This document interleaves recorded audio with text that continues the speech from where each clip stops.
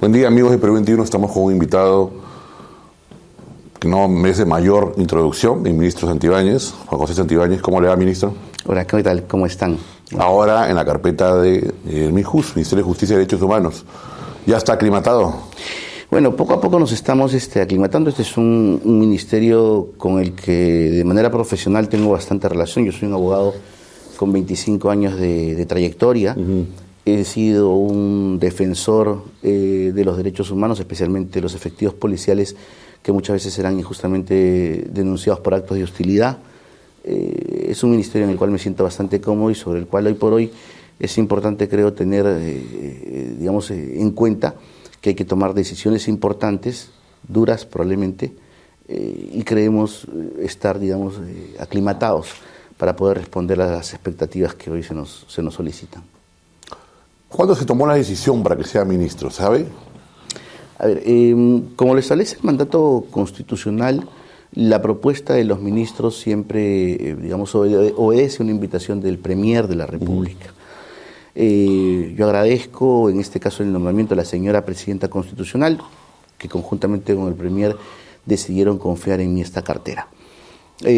Desconozco a la interna en qué momento se haya producido la propuesta, pero sí, la comunicación para asumir este nuevo reto fue horas antes de mi juramentación.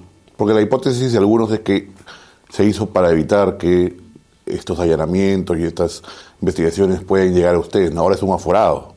A ver, eso quiero aclararlo para que la gente tenga en cuenta. Yo no he dejado de ser aforado porque por mandato constitucional, en mi calidad de ex ministro de Interior, yo mantengo un aforo por 5 años. Entonces, hasta antes de ser ministro de Justicia, yo seguía manteniendo ese aforo con respecto a los actos y decisiones asumidos dentro de la cartera del Interior. Entonces, el sostener que este es un nombramiento para tener un aforo que ya tenía es simplemente desconocer el marco constitucional y el marco jurídico, ¿no? Ahora, yo entiendo que a muchos le ha generado críticas, abucheos, pero como dice la vieja frase, ¿no? Los abucheos siempre vienen de las sillas más baratas. ¿Qué le parece la hipótesis fiscal? Absolutamente descabellada. Podemos desarrollarlo poco a poco, a ver, porque son cuatro delitos que se le mencionan, ¿no? Para empezar, yo estoy basando esta información en lo que he podido leer de los medios, porque ten en cuenta que yo no he sido notificado, tampoco me encuentro en el requerimiento y por tanto no tengo conocimiento pleno, ni de la resolución ni de esta nueva fábula fiscal, ¿no? Pero es absolutamente descabellado de los puntos que podía advertir por lo siguiente. Primero, yo no conozco al señor Nicanor Boluarte. No lo conozco, nunca he hablado con él, ni siquiera por teléfono. Lo he visto por los medios de comunicación, pero no tengo ningún tipo de vinculación ni relación. Esto tranquilamente podría determinarlo, por ejemplo, el Ministerio Público, o hubiera podido determinarlo antes de hacer el circo que han hecho, ¿ya? Si es que, por ejemplo, tranquilamente hubieran hecho un análisis de geolocalización. Hoy tú y yo estamos reunidos en esta sala. Si hacen la geolocalización de nuestros teléfonos, van a advertir que estamos juntos. Eso es sencillo. Una cosa práctica para determinar una hipótesis. Ahora, no tiene que estar junto para ir uno por uno. No tiene que estar junto para coordinar una acción con policías, ¿no? A ver, en segundo lugar, lo que tú podría mencionas, ser por teléfono. Lo que tú dices, se sostiene erróneamente que el señor Tenorio, se dice, es la persona que me representa, mi alfil. Penosamente tengo que reconocer que mi relación con el señor Tenorio actualmente no es de la más buena. ¿Por qué? En el año 2020, mi despacho, el despacho que yo dirigía, Santibáñez Antúnez Abogados, asume la defensa del señor Tenorio en la imputación que se le hace a él en la participación que tuvo en estas marchas cuando Merino asumió la presidencia. Porque él era el jefe de la INOES. Esa defensa está regulada por una ley que establece que todos los efectivos policiales y militares que sean denunciados frente a un requerimiento de afectación a derechos humanos, ¿no?, tienen derecho a contar con abogados y son los abogados de su elección. El 2020 el señor Tenorio elige a nuestra firma y suscribe un contrato con nosotros y a su vez el despacho suscribe el contrato con el Ministerio del Interior. Yo al señor Tenorio en el proceso penal no lo he patrocinado, lo han patrocinado abogados del despacho. ¿Y por qué? Exacto. ¿Y por qué no lo patrocinaba directamente? Porque lamentablemente el Ministerio del Interior suscribía contratos, pero era mal pagador, no pagaba. Y es así que incluso meses antes, muchos meses antes que yo asuma la cartera del Interior, el estudio resuelve el contrato. Como él lo ha informado, se resuelve el contrato y dejamos el patrocinio. Justo, digamos, días antes de una audiencia en el que el señor iba a participar. Y el señor lo ha referido. Desde ese momento, yo no tengo comunicación con el señor Tenorio, ni telefónica, ni visitas, ni correos. No tengo ningún tipo de relación con él. Y es más, él lo ha manifestado que, verdaderamente, digamos, tiene un tema, digamos, de reclamo, discusión que es absolutamente en el ámbito privado, pero no tengo ninguna relación ni ninguna vinculación con él. Entonces, ¿cómo puede alegarse, entre comillas, de que hubiera facilitado de alguna u otra manera la reunión entre el señor Tenorio y generales de la policía, cuando hay una cuestión adicional? El señor Tenorio es un oficial en situación de retiro, promoción de muchísimos generales de la Policía Nacional del Perú. Por esa razón es que lo contratan para que ejerza la defensa en el marco de una ley,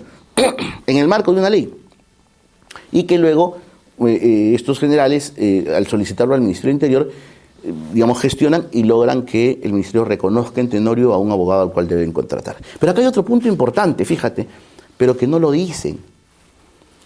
Para empezar, el proceso de contratación de abogados para efectivos policiales que son denunciados por delitos de lesa humanidad, así se llama la norma, es un decreto del año 1992, por si acaso no lo hizo Santibáñez, en 1992.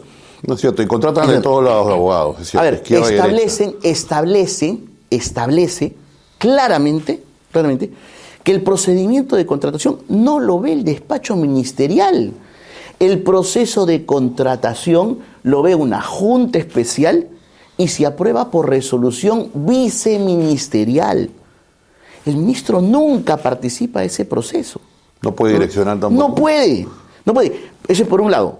Por otro lado, el que elige el abogado es el cliente, no lo elige la institución.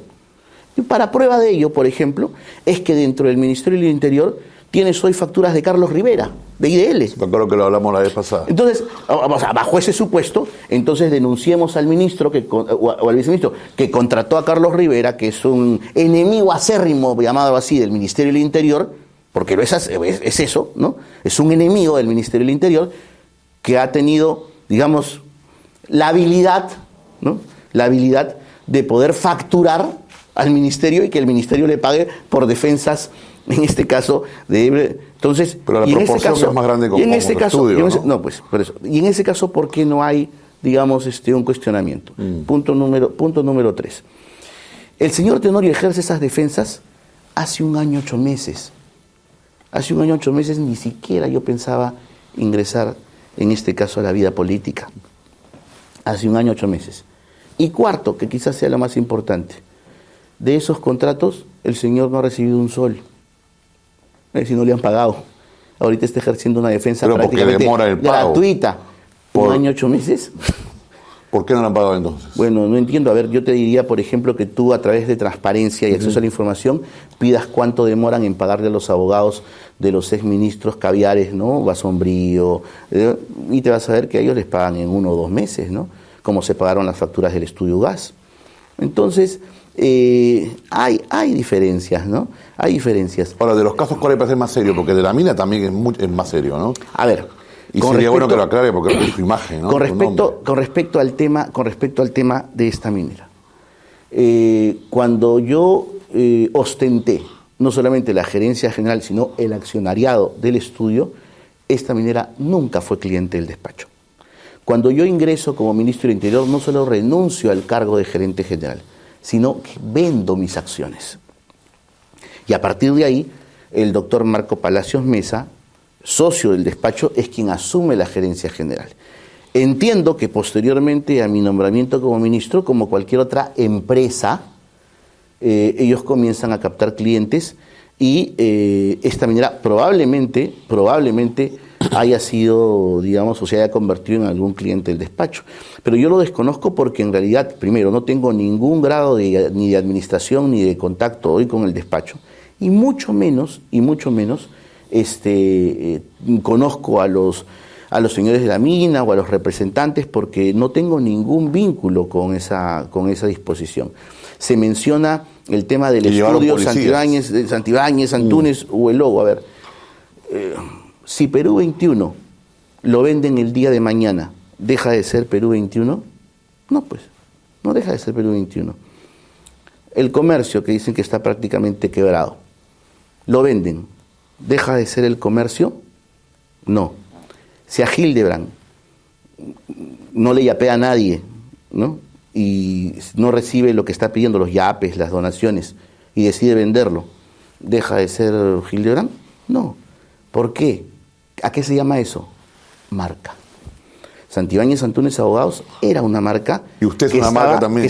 Era una marca, yo te digo, como despacho, es una marca que tiene prácticamente 4 años rankeada en los principales rankings de despachos de abogados del mundo, ni siquiera te digo de Perú, del mundo, como es por ejemplo el ranking Leaders League de Francia, que durante 4 años consecutivos ha sido considerado como uno de los mejores despachos en defensas procesales. Entonces, lo más lógico es que si los socios resuelven quedarse con el despacho por la marca, hayan usado la marca. Entonces, eso a mí no me vincula.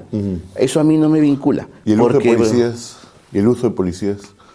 A ver, con respecto a ese tema, el ministro del Interior, y algo tiene que entenderse claramente, el ministro del Interior establece políticas. No tiene, o mejor dicho, ningún ejercicio de mando y comando sobre oficiales ni señores suboficiales de la policía. Esa es responsabilidad exclusiva del Comando General de la Policía Nacional del Perú. Lo que pasa es que siempre nosotros, o en anteriores gobiernos, usualmente se nombraban ministros de Estado que habían sido generales, ¿no? Entonces, ¿qué cosa ocurría? Que venía el ministro, se sentaba y quería ordenar como si fuera un comandante general. Eso no ocurrió en mi gestión. Desde el primer día que asumí como ministro, cité al comando de la policía y les dije, yo soy el ministro del Interior, estableceré las políticas y ustedes ejecutan esas políticas y son responsables frente a cualquier acto operativo que pudiera presentarse. Para eso hay un comando de la policía.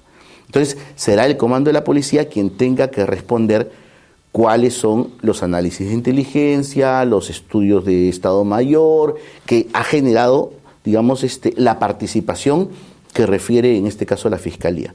Que la Fiscalía me saque un solo documento durante mi gestión en el Ministerio del Interior que yo haya generado algún tipo de participación, la que sea, no solamente en ese caso, la que sea, algún tipo de intromisión dentro de la Policía Nacional del Perú. Ni siquiera en los pases al retiro y en los procesos de ascenso, porque siempre he sido un hombre respetuoso de la institucionalidad de la Policía Nacional. Ahora, pero ¿qué le dice como observador, si quiere, siguiendo su tesis? ¿Qué le dice como observador?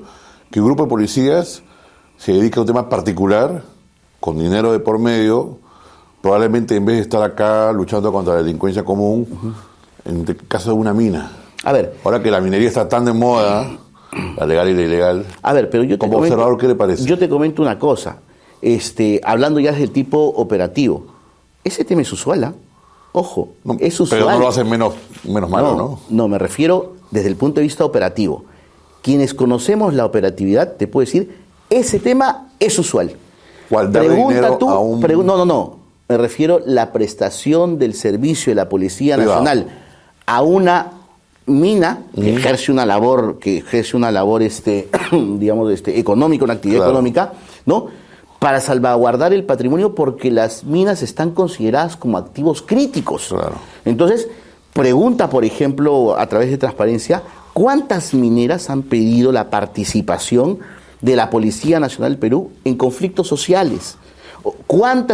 ¿Y cuánto apoyo operativo ha prestado la Policía Nacional a este tipo de situaciones? Por eso, por ejemplo, es que una de las declaratorias de emergencia es al corredor vial minero. Y si tú te das cuenta, el corredor vial minero, ¿de quiénes son? De minas particulares. No, sin duda es necesario. Entonces, la pregunta es, ¿el dinero? Es con dinero la cosa. No. Jamás la Policía Nacional actúa con ningún tipo de contraprestación. Esto se hace a través de operativos especiales y el personal policial, incluso cuando presta ese tipo de servicios, tiene un bono que es pagado por el Estado. En lo absoluto porque la hipótesis fiscal creo que habla de montos incluso, ¿no? Bueno, que lo demuestre, pues, porque en realidad, como te vuelvo a repetir, esa es la hipótesis que sostiene la Fiscalía, tan descabellada como otras hipótesis en las que en realidad me ha vinculado desde el momento que he sido ministro y desde el momento que yo he resaltado siempre sus fracasos y su politización, ¿no? ¿Por qué cree que se le ha agarrado como usted, según dice? No, lo que pasa es que yo considero que es el temor, ¿no? Es el temor a una reforma absolutamente necesaria, es el temor a las denuncias que nosotros podemos generar. Ten en cuenta que antes de ser ministro, durante mi gestión de ministro y después de ser ministro, yo he interpuesto diversas denuncias contra la fiscal de la Nación. Es más, el proceso que en este momento se está discutiendo en la Junta Nacional de Justicia y que probablemente lleve a su cese como fiscal, es una denuncia que nosotros hemos generado y acreditado. Ahora, podemos decir lo mismo del otro lado, ¿no? Santibáñez tiene temor de la Fiscalía y por eso quiere reformarla.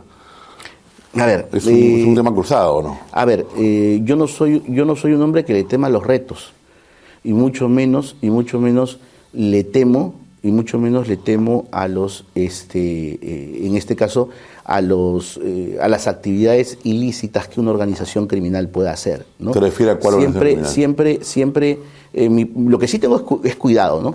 Porque mi padre siempre me enseñó que hay que tener cuidado de los ignorantes y los imbéciles. Tengo cuidado, sí, pero no es una cuestión que me genere algún tipo de temor, porque estoy absolutamente convencido que con la justicia yo voy a salir absuelto de todos los procesos que se han armado en nuestra contra con la única intención de generar un desprestigio personal. ¿Cuál es esa organización criminal que usted dice que está detrás? Lo que pasa es que nosotros sabemos... ¿Como una hipótesis la puede lanzar? ¿O? Sí, lo que pasa es que la hipótesis que siempre hemos tenido es que desde la configuración de una policía absolutamente politizada, una fiscalía prestada a esa politización y determinados medios de comunicación, existe una organización criminal. Y te la voy a poner claramente. Si tú te das cuenta de los principales casos, entre comillas, ¿cómo se arman? ¿Se arman acaso de una investigación fiscal? No. Se arman siempre de aparecer en un dominical con un periodista determinado, porque ni siquiera es abierto. Son claves los periodistas que están en cada medio.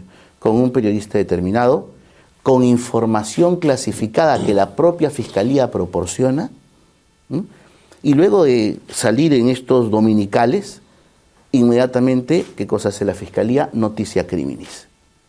Noticia criminis, apertura carpetas reservadas, comparte con su grupito de determinados agentes especiales, ¿no?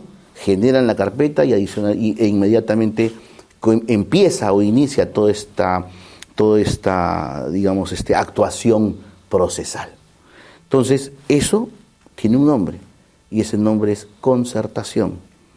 Dentro de la instrumentalización que hacen este tipo de funcionarios, en donde concertan para hacer todo esto, cada uno tiene un rol.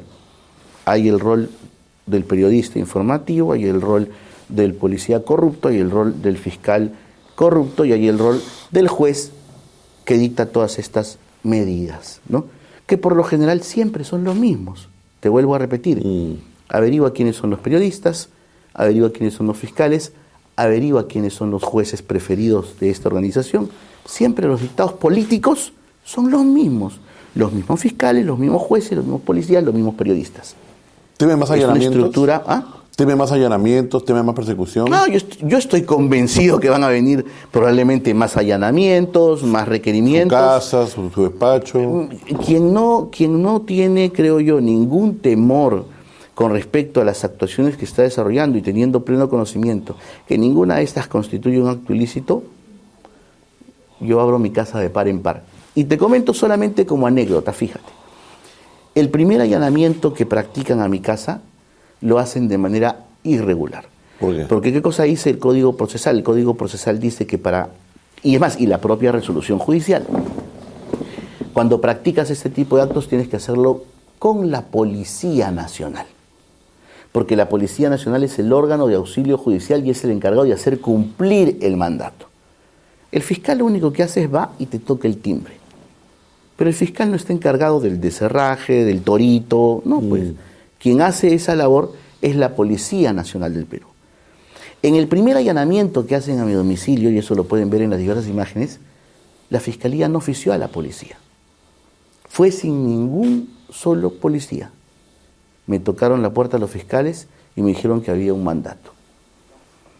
Si yo hubiera actuado como abogado procesalista, no les abro la puerta. Como ha pasado en estos últimos allanamientos en donde han ido sin policías y muchos no les han abierto la puerta y se ha truncado. No les abro la puerta.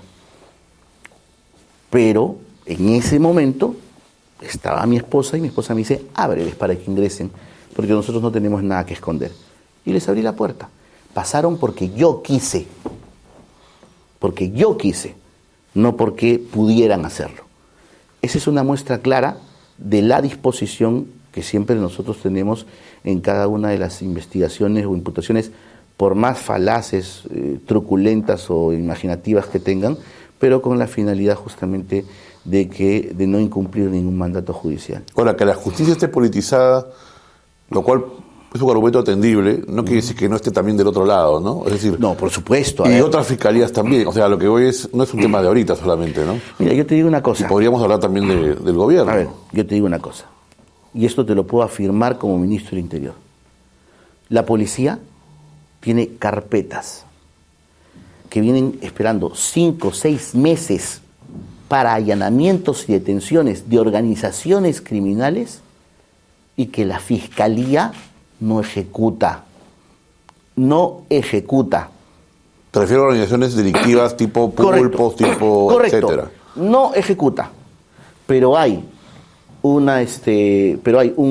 pedido de allanamiento a un político o a alguien cercano al entorno presidencial y en 2 semanas te lo sacan. Hay un requerimiento, y esto te lo digo con conocimiento de causa porque yo era ministro, hay un requerimiento de una organización criminal por Puente Piedra que se ha hecho un análisis y un estudio de inteligencia que vienen extorsionando a un pueblo completo. Y desde que yo era ministro, se viene requiriendo a la Fiscalía que de una vez solicite los requerimientos. ¿Cuánto tiempo ha pasado? Yo salí el 16 de marzo y este requerimiento se viene solicitando desde noviembre del 2024. Pronto va a cumplir 1 año. Entonces, ese es el inconveniente.